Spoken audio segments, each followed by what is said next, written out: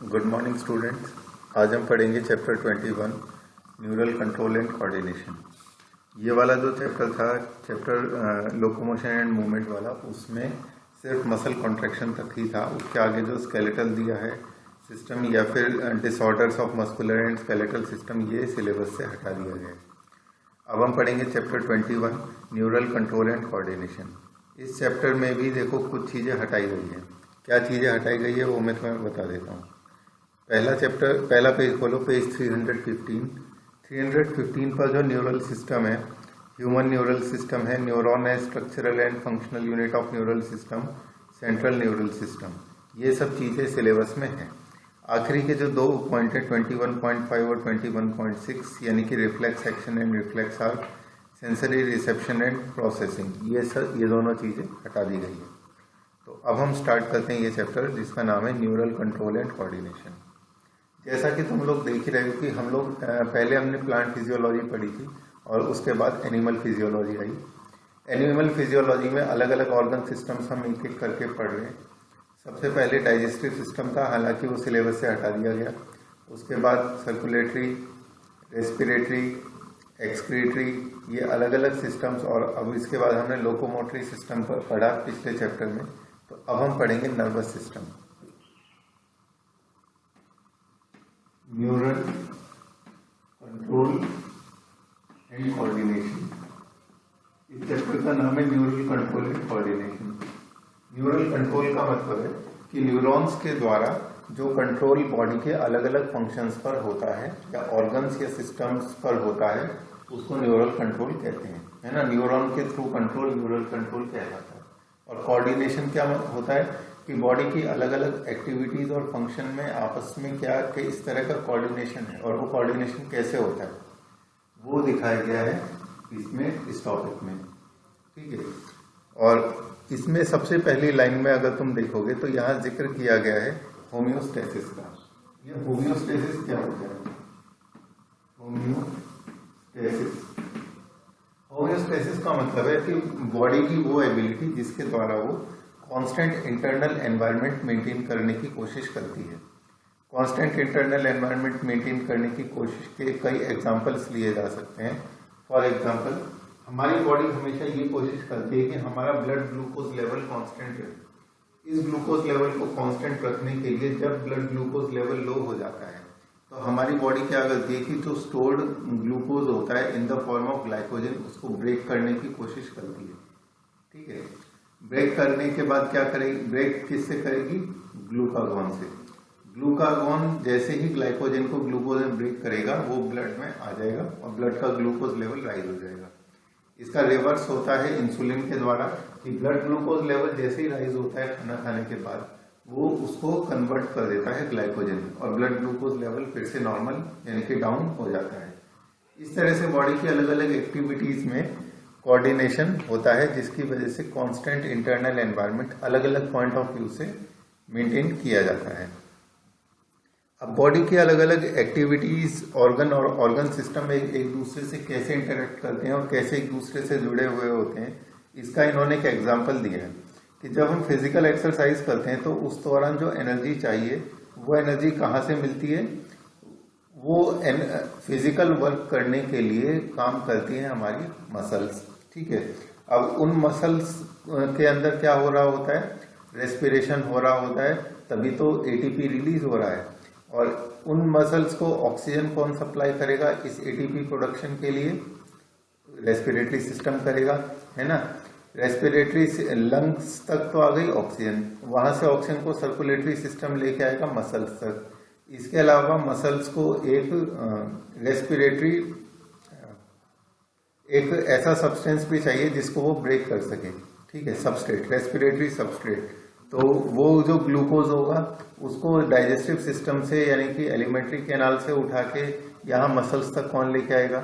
Circulatory system लेके आएगा, ठीक है। और supply of oxygen is increase supply of oxygen necessitates increase in rate of respiration, heart beat. Muscles तक appropriate amount में ऑक्सीजन और ग्लूकोज पहुंचता रहे, उसके लिए क्या है? हार्ट का बीट करना भी जरूरी है, यानी कि उसमें सर्कुलेटरी सिस्टम भी इन्वॉल्व है। इसके अलावा जो ब्लड वेसल्स हैं वो अप्रोप्रिएट अमाउंट में ब्लड वहां तक पहुंचाती रहें जहां पर ये फिजिकल एक्टिविटी हो रही है, तो ब्लड वेसल्स भी उसमें इन्वॉल्व होती है। ठीक है, जैसे ही फिजिकल एक्सरसाइज स्टॉप होती है, नर्व्स, लंग्स, हार्ट और किडनी वापस से अपनी नॉर्मल कंडीशन में रिटर्न हो जाते हैं। तो इसका मतलब क्या है कि ये सब आपस में कोऑर्डिनेटेड थे एक पर्टिकुलर काम करने के लिए। तो इसका मतलब हमारी बॉडी का कौन सा सिस्टम इन चीजों को कोऑर्डिनेट करता है, यानी कि इनके बीच में तालमेल बना के रखता है, उसका नाम है न्यूरल सिस्टम और दूसरे का नाम है एंडोक्राइन सिस्टम। दोनों के काम करने का तरीका अलग अलग है। न्यूरल सिस्टम काम करता है कुछ सेल्स के थ्रू जिनको कहते हैं न्यूरॉन्स।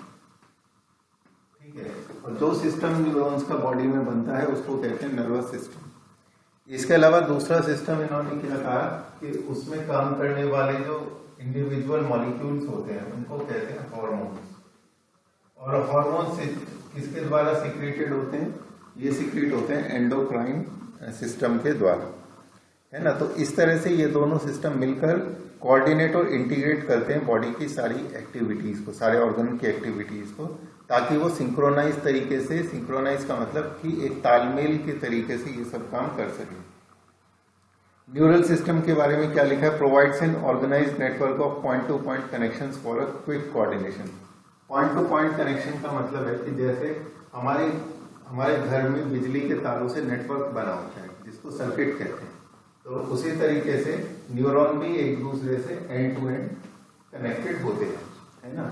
ये इसका डेंड्राइट एक्सॉन, फिर अगले का डेंड्राइट, फिर अगले का एक्सॉन, फिर अगले का डेंड्राइट, फिर अगले का एक्सॉन। इस तरह से एंड टू एंड कनेक्टेड होते हैं।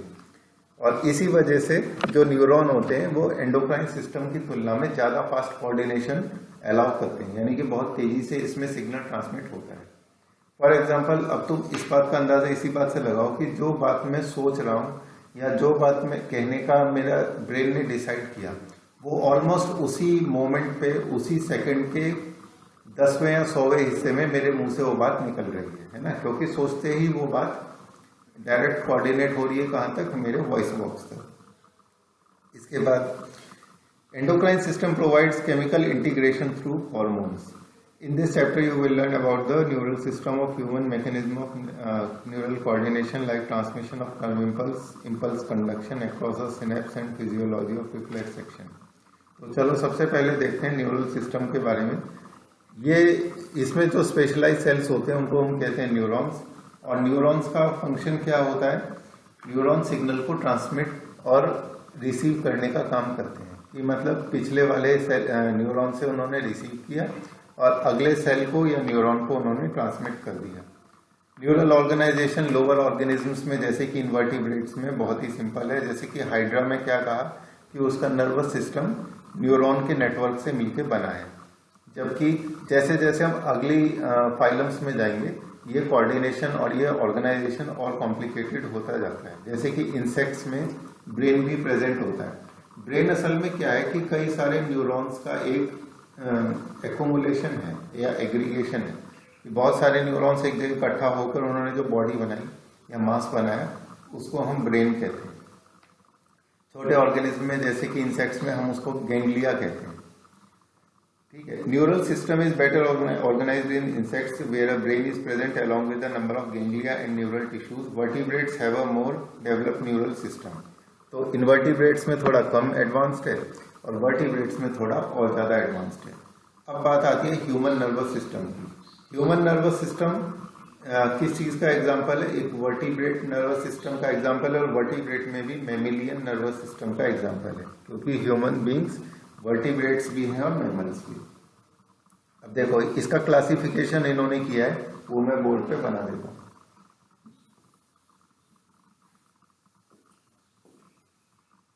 सबसे पहले ह्यूमन न्यूरल सिस्टम।